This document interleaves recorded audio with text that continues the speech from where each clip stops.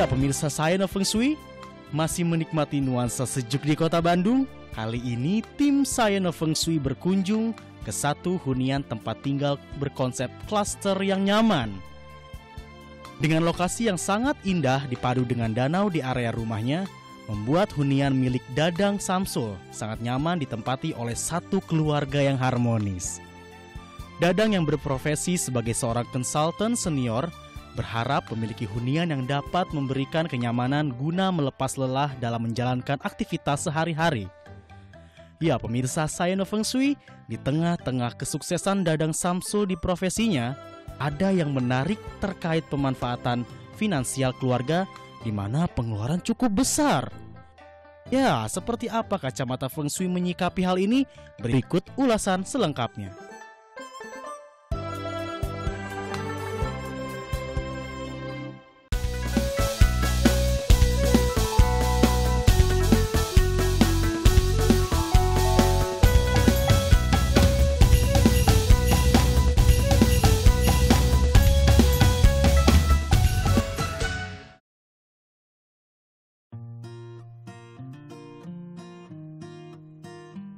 Halo pemirsa, apa kabar? Nah, senang sekali kali ini saya Ayuni Tria Gunadi Wijaya masih di Science of Feng Shui.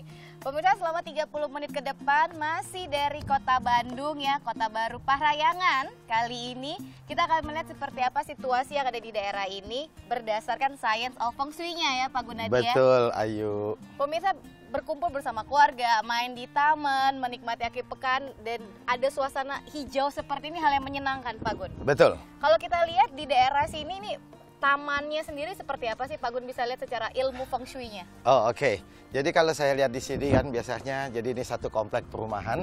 Kita lihat pintu gerbang utamanya di situ. Sebelah kiri tadi ya? Jadi tengah-tengah ini adalah taman. Jadi kalau ngomong berdasarkan teori Feng Shui bahwa kalau tengah-tengah taman, energi atau Qi akan berkumpul di tengah-tengah di sini. Kemudian bagus sekali di belakang situ kalau gitu kita lihat danau. Ah, jadi dengan begini, jadi energi mengalir dari, kalau di situ adalah danau, berarti di depan situ secara teori pasti akan tempat lebih tinggi. Oke, iya benar, kalau ada danau pasti otomatis akan naik ke atas ya. Betul, jadi energi mengalir dari di situ akan stop di air. Makanya di dalam Feng Shui itu air disebut mengakumulasikan kekayaan. Waduh. Tapi sebelum energi itu mengalir kekayaan, ditaruh dulu di taman sini. Jadi energi akan mengalir, masuk ke dalam taman di sini, berkumpul, akan menyelimutin seluruh perkomplekan ini sebelum perlahan-lahan turun ke danau. Jadi daerah-daerah di sini, rumah-rumah ini, tinggal bagaimana cara pengaturannya untuk kita ambil Qi itu masuk supaya berguna buat penghuninya. Penghuni yang ada di sini. Bisa dibilang nggak sih Pak Gunadi kalau sebuah taman dalam bentuk sebuah perumahan atau juga klaster-klaster itu kayak jantung dari organ tubuh kita kalau misalnya? Betul sekali. Oh, gitu. Jadi secara ilmiah, jika terjadi ada suatu taman dan energi atau Qi itu berkumpul, ion negatifnya akan lebih banyak. Ion negatif yang banyak akan membuat kita menjadi rileks. Kita membuat jadi rileks, makanya kita akan bekerja secara optimum. Nah, ini yang paling penting. Yang pasti memang keadaan di sini kalau kita lihat ya, memang karena bentuknya juga secara sistem security-nya juga safety ya. Bagus sekali. Segi keamanan juga bagus. Makanya kalau kita lihat ini kan tidak ada pagar, ini kan sistem cluster.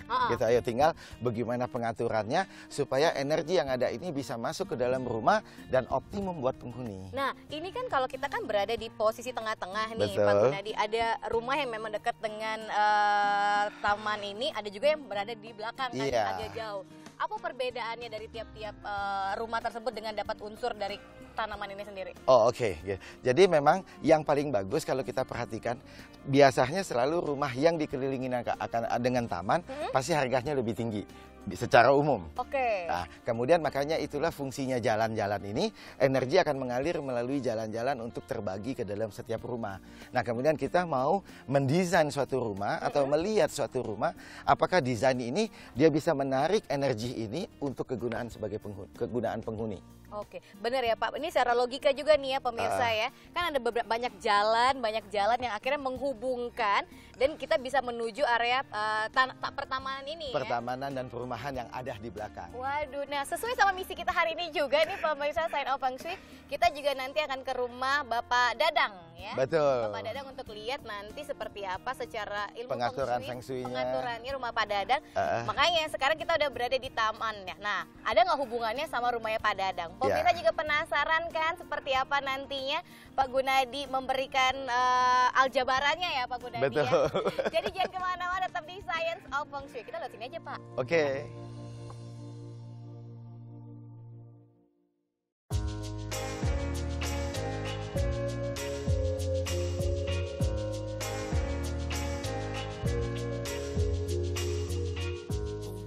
Kalau bicara soal Bandung, memang nggak ada matinya ya, Pak Gunadi ya. Iya. Nah, pemirsa Sign of Feng Shui, sekarang kita sudah di depan rumah Pak Dadang dan juga Bu Rani ya. Kalau tadi kan kita ada di taman. Iya. Tapi ini auranya kok agak beda ya. Maksudnya nih, kalau tadi cukup terik panasnya, tapi masih berasa sejuk. Iya. Ini memang nggak terik, tapi kalau Ayu lebih suka untuk milih ada di depan taman. Kenapa sih Pak? Kan tadi saya bilang kan bahwa sungainya di belakang. Energi itu kan penuh di taman, jadi orang yang di sekitar taman biasanya perumahan-perumahan sekitar taman pasti udah prime area, karena memang disitulah energi atau chi itu berkumpul. Jadi kan kamu tanya, bagaimana buat rumah-rumah yang lebih jauh dari taman? Kita di belakang, kita cukup jauh ya jaraknya. Dari satu kolam itu energi itu mengalir seperti kayak sungai. Oke. Jadi kalau kita lihat di sini kan aja kamu lihat di situ lebih tinggi, sementara di situ kita lihat danaunya. Oke, nanti kalau pemirsa bisa lihat ya. Kan kalau kita lihat di sini, ini kan adalah rumah Pak Dadang. Jadi saya melihat bahwa energi dia mengalir dari kiri ke kanan. Dari kiri ke kanan. Dan itu bagus banget. Nah, kita lihat lagi pintu rumah Pak Dadang. Jadi saya lihat di sini, pintu rumah Pak Dadang ini pas banget untuk menerima energi masuk ke dalam. Karena aliran airnya dari tempat tinggi ke rendah. Oke. Nah, itu kita masuk ke dalam Pak Dadang. Skala secara umum saya bilang bahwa energi ini bagus sekali buat rumah Pak Dadang.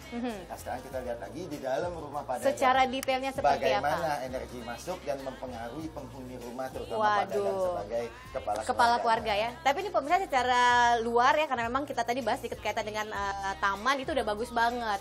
Nah, pengen tahu juga seperti apa ya, atau juga biodata detail dari penghuni tersebut, kita langsung lihat ini dia profilnya.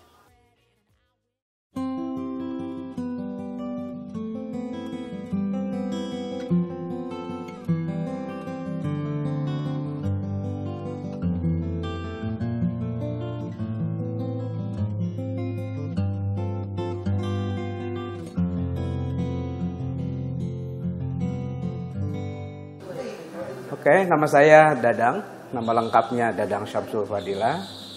Kemudian ini istri saya yang ke-1, dan memang hanya satu-satunya. Saya punya anak 3, dan kebetulan 3-tiganya kuliah di Jogja sekarang. Mereka ada di sana, jadi kita seperti pengantin baru lagi ya, balik lagi seperti awal, balik modal lah istilahnya.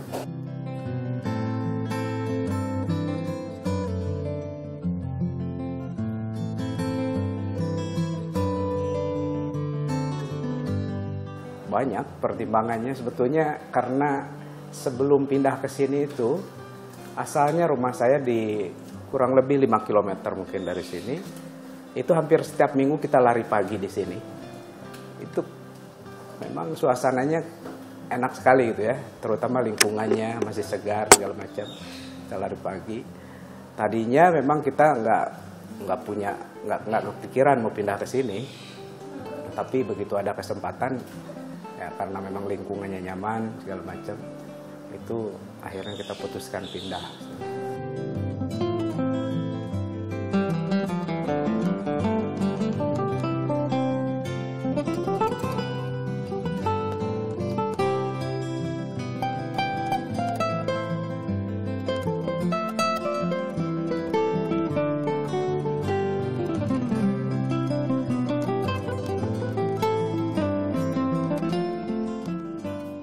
Kalau saya tuh seringnya kan kalau kegiatannya pengajian ya, jadi kalau sukanya ke pengajian gitu.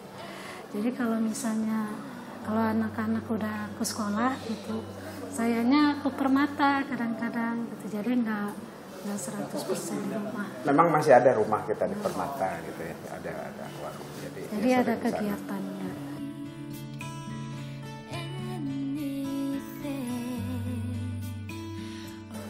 Feng Shui yang saya tahu ya itu adalah apa ya, semacam ilmu atau kepercayaan yang berasal dari Cina yang udah lama sekali saya lihat ya. Memang pernah juga dengar-dengar bahwa Feng Shui itu Feng itu angin, Shui itu air. Artinya itu adalah suatu seni untuk yang saya tahu ya, seni untuk menentukan kalau mau bangun rumah atau bangunan itu disesuaikan dengan apa energi yang ada di situ atau apalah seperti itu kalau yang saya tahu ya.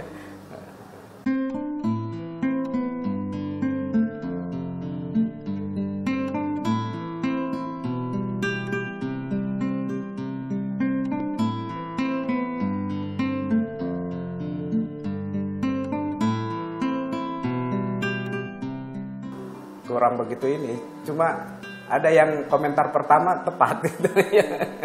Komentar pertama tepat.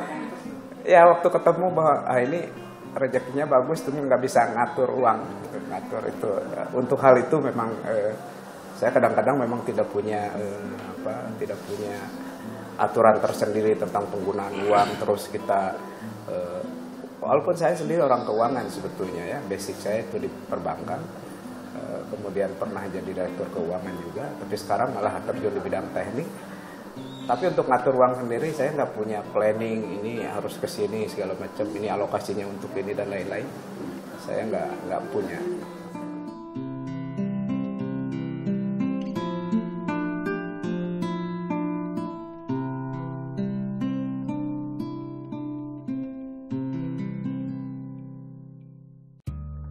Oke, jadi kalau dilihat nih ya pemirsa Sayana Feng Shui secara tampak luar karena korelasinya sama taman, ini udah bagus banget. Taman, pintu gerbang, di mana lokasi gunung, di mana lokasi sungai, dan bagaimana aliran energinya. Masuk ke dalam nggak nih sebenarnya? Masuk ke dalam nggak? Seperti apa nanti? Nggak buat penghuni? Efeknya apa terhadap kepala keluarganya juga ya? Dan seluruh anggota keluarganya. Oke, kita kayaknya penasaran nih Pak Ayu, udah penasaran nih. Pemirsa juga penasaran ya, karena ini kalau aura-auranya udah aura bagus banget nih, lokasinya juga enak. Jadi kita langsung masuk ke dalam, jadi ikutin tetap di Science of Feng Shui. Ke sini apa tuh?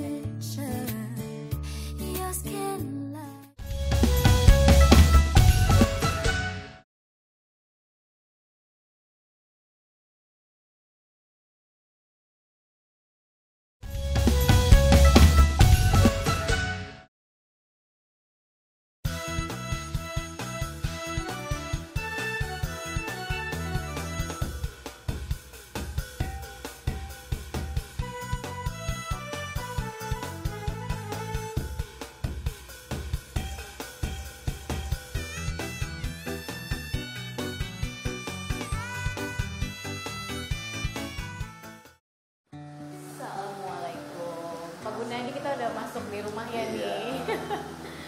Nah pemirsa Sayang of Feng Shui, sekarang Ayu dan juga Pak Gunadi ini sudah ada di dalam kediaman rumah Pak Dadan dan juga Ibu Rani ya.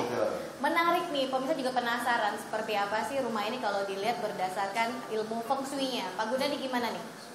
Oke, kan kita tadi udah bahas dari luar. Kita udah bahas dari pintu depan, dan kita bahas dari dalam rumah. Di rumah nih udah. Nah, jadi kalau dari dalam rumah kita lihat di sini. Pintu depan ini menghadap barat. Pintu utamanya menghadap barat. Berarti pintu di situ timur. Timur, utara, selatan. Dan kebetulan kamar tidur Pak Dadan di timur laut. Di timur laut. WC juga ada di utara. Karena di sebelahan ya. Iya. Sebelahan ya. Nah, ini dampaknya untuk penghuni yang ada di sini dengan pintu masuk dan kamar utama dengan posisi tadi gimana Pak? Jadi kalau kita lihat ini, kita menggabungkan antara tanggal kelahiran Pak Dadan dengan rumah. Jadi kita overlapping atau overlaying, kita melihat apa yang terjadi buat Pak Dadan, karena Feng Shui itu adalah untuk penghuni. Komposisi yang baik kan mencari ya. Baik. Nah, dari perhitungan itu saya mendapatkan bahwa arah pintu depan Pak Dadan ini adalah sumber finansial yang luar biasa buat Pak Dadan. Pintunya udah pasti ya berarti untuk finansial. Cuma untuk kamar tidurnya. Ada cumanya nih. Untuk kamar tidur Pak Dadan, ini kamarnya banyak pengeluaran. banyak terjadi pengeluaran. Banyak terjadi pengeluaran. Nah loh, udah duitnya udah masuknya banyak nih pemirsa, tapi ternyata juga ada pengeluaran. Tapi nggak ada masalah kan selama pemasukan lebih besar daripada pengeluaran. Iya, tapi pemborosan nggak sih bisa dibilang dengan bisa dibilang pemborosan. Jadi mungkin ada aja masalah-masalah kecil yang mesti keluar uang yang harusnya tidak perlu keluar uang. Nah, ini udah finansialnya kita lihat sebenarnya masuknya udah bagus. Terus ada pemborosan dan juga pengeluaran lah. Iya. Diminimalisir bisa nggak sih Pak? Bisa. Jadi kalau memang kayak seperti model Pak Dadang ini, saya banyak ada beberapa cara minimalisirnya. Pertama yang paling gampang pindah kamar. Itu udah paling simpel pindah kamar sebenarnya. Yang pindah kamar saya mencariin lagi di mana kamar itu posisinya yang tenang, yang kesehatannya bagus, atau financialnya juga bagus. Karena Pak Dadang ini kepala keluarga kan, kepala keluarga harus support tinggi nih. Itu yang paling gampang. Yang kedua, misalnya saat ini nggak bisa terjadi tidak bisa terjadi pergeseran atau pindah kamar. Oke, saya coba enhance atau meningkatkan performa Pak Dadang, finansialnya lebih banyak dan itu coba tekan untuk pengeluarannya. Dari perhitungan dari tanggal lahirnya Pak Dadang, saya cuma perlu air mancur dengan guci tanggal lahir. Air mancur dan guci ini ditaruhnya di mana untuk bisa itu nanti saya akan menghitung, saya akan mengambil titik tengah rumah ini, saya akan menghitung di sektor mana. Jadi tadi sudah saya hitung gitu ya. Jadi air mancur harus ada sebelah sini, sementara guci juga di sebelah sini. Itu yang akan menekan pengeluaran Pak Dadang. Sebenarnya kalau selain guci atau juga air mancur nih ya pemirsa, ini udah unsur yang paling tepat kah dipadukan dengan tanggal lahirnya tahun lahirnya Pak Dadang? Betul, karena kalau di dalam Feng Shui kita kan menggunakan 5 elemen. Ada air menghidupkan kayu, ada kayu menghidupkan api, api terbakar menjadi tanah. Di dalam tanah ada logam dan logam menghasilkan air. Nah, saya melihat pemborosannya Pak Dadang ini mengkena elemen apa. Jadi saya coba meng-counter atau mereduce supaya menjadi lebih hebat. Nah, jadi pemirsa Science of Feng Shui sebenarnya nggak semata-mata kita langsung pindah lokasi tempat tidur ya, tapi kalau memang bisa disiasati dengan cara tadi, kenapa enggak gitu.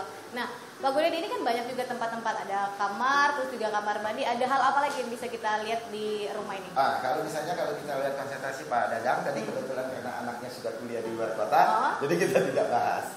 Jadi kalau kita lihat ini jadi Pak Dadang sama istrinya, yang saya lihat adalah lokasi dari tempat tidurnya. Jadi kalau saya lihat tadi, kan tadi kita dari luar kita udah lihat bahwa di sebelah situ utara adalah danau.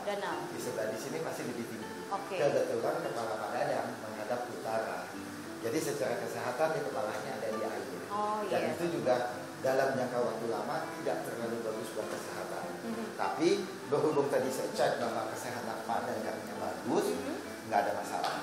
Atau memang lambat laun akan terjadi kalau sekarang belum disadari. Sekarang belum disadari. Jadi nanti waktunya datang. Jadi seandainya Pak Dadang tidak merasa lagi badan lagi nggak enak itu, nggak enak. Yang paling gampang mungkin dia bisa tidur karena anaknya atau juga posisi kepala ya. Atau posisi kepalanya nanti kita ubah. Nah itu solusinya. Karena kita cari solusi ya Pak Gunadi.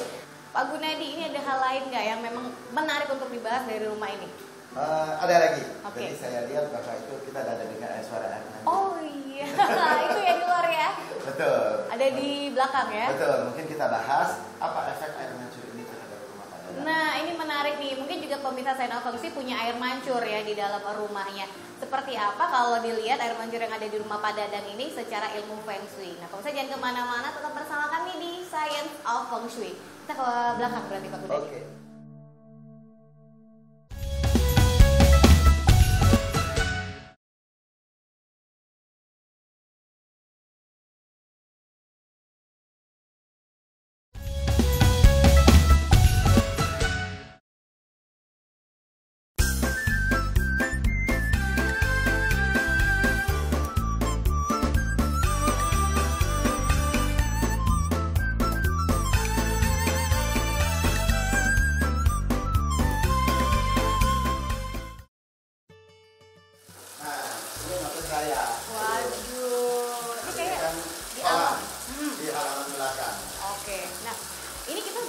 Secara keseluruhan kolamnya, tapi kayaknya enak kan ngobrol sih Pak, biar aja juga bisa lihat kalau dari segi airnya seperti apa, terus dari desainnya. Nah, pemirsa Science of Feng Shui ini nih yang dimaksud sama Pak Gunadi, mau ngebahas yang ini ya, ya ada air terjunnya juga, kolam ikan. Ini mau dijelasin dulu berdasarkan bentuk kolamnya atau air mancurnya sebenarnya Pak Gunadi? Sebenarnya yang diberi adalah airnya. Air. Karena di dalam Feng Shui, air akan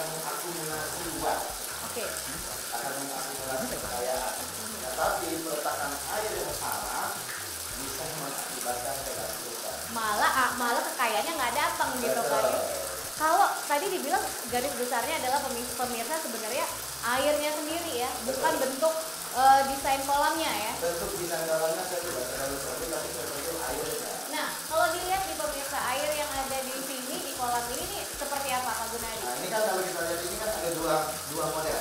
Yang sebelah sini lebih kecil ya. Debitnya lebih kecil. Debitnya lebih kecil, sementara di situ lebih besar. Deras gitu ya. Sehingga suara di situ besar sekali. Jadi kalau di dalam itu kita tidak suka kalau suara yang keras, karena itu akan membuat depresi untuk penghuni. Jadi kita lebih suka air yang sentimental, paling terdengar. Pada karena tadi pada ada kepala rumah tangga, sebagai tulang punggung keluarga, kita melihat finansialnya. Nah kebetulan kalau ini Bapak Dadang semacam kita menjadi istrinya selain dari finansial.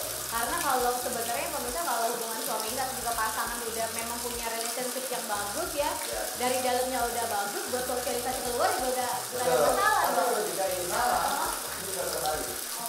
Jadi bisa menjadi ketakutan, bisa menimbulkan percakapan. Kalau ini sendiri memang udah sangat pas ya. Untuk dengan Pak Dadang, tapi untuk kebetulan kita lihat dari sisi semuanya ini, dengan halaman belakang, yang kita lihat dari depan itu, lalu energinya akan mengalir keluar dari sedimental dan danau penciptaan kita. Jadi air itu mengalir penciptaan kita. Jadi dari sisi energi sendiri bagus, dan kebetulan untuk Pak Dadang sendiri itu bagus sekali. Selain memang fungsi sebenarnya dari kolam ikan memang buat merelaksasi pikiran ya. Merelaksasi pikiran. Tapi kalau dia terlalu besar pun, pikiran juga menjadi kacau. Karena kan di sini bumi akan menimbulkan gelombang. Gelombang itu adalah frekuensi. Nah ini pemirsa kalau kita lihat ya, memang kita punya dua air mancur yang berbeda volumenya, debitnya. Yang pertama memang lebih kecil ya. Yang pertama ini satu aliran dan juga deras gitu ya. Sebaiknya memang yang seperti ini kalau kita punya. Suaranya gemerik. Karena kan kita mau buat relevasi. Kalau suara yang keras seperti itu, jadi bikin ketakutan malah ya. Suara frekuensi itu di atas 13 Hz. Sekarang ini di bawah 12 Hz. Jadi karena kita merasa tidak terkait air. Nah, karena memang pasti kita masih di Bandung kan ya pemirsa. Jadi ngerasa balik lagi kalau Bandung udah identik deh sama sejuk sama desa gitu kan ya. Waduh, ini yang menarik nih. Tapi sebenarnya kalau kita lihat lagi, kita bahas lagi seperti apa desain rumah ini masih banyak lagi detailnya. Tapi secara keseluruhan ini yang sudah bisa kita kasih sugesti ya untuk penghuni ya Pak Gunadi. Nah, pemirsa juga penasaran kan seperti apa sih testimoni dari penghuni ya, dari Pak Dadang dan juga istri terhadap rumah ini yang tadi sudah diajarkan oleh Pak Gunadi secara ilmu Feng Shui. Ini dia.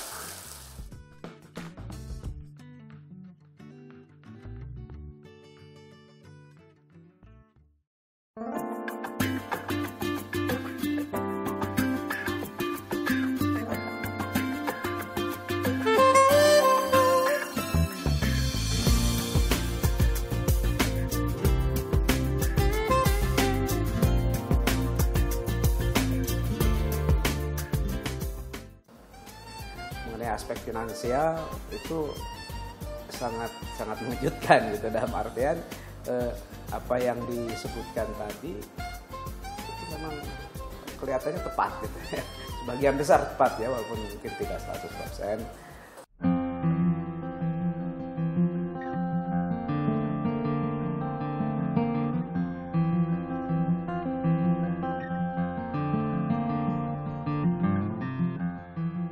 Ya tadi disebutkan bahwa khusus di sini rumah itu bagus ya, dikaitkan dengan finansial. Hanya khusus tempat tidur saja yang kurang tepat katanya di sana. Saya sih merasakan memang kurang tepat itu karena panas, karena dia paling ujung, tidak ada udara kemana-mana. Kalau saya dari sisi karena saya orang engineering, dari sisi arsitek, mestinya memang harus ada udaranya bebas gitu. Ini hanya udaranya hanya satu arah. Makanya saya bikin kolam juga tujuannya memang supaya dingin.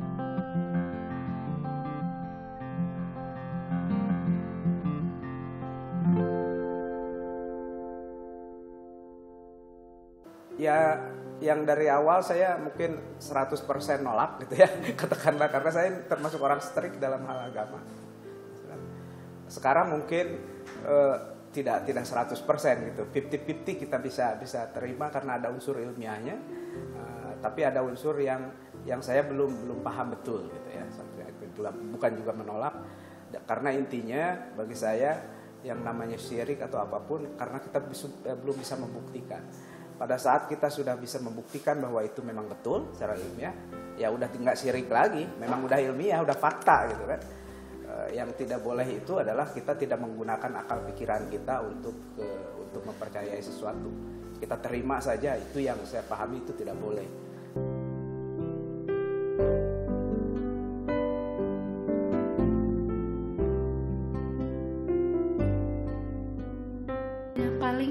Paling nanti ya itu Bapak itu saya mau nyoba bener apa enggak ya. Yang tadi air mancur bisa di itu. Saya mau membuktikan aja gitu.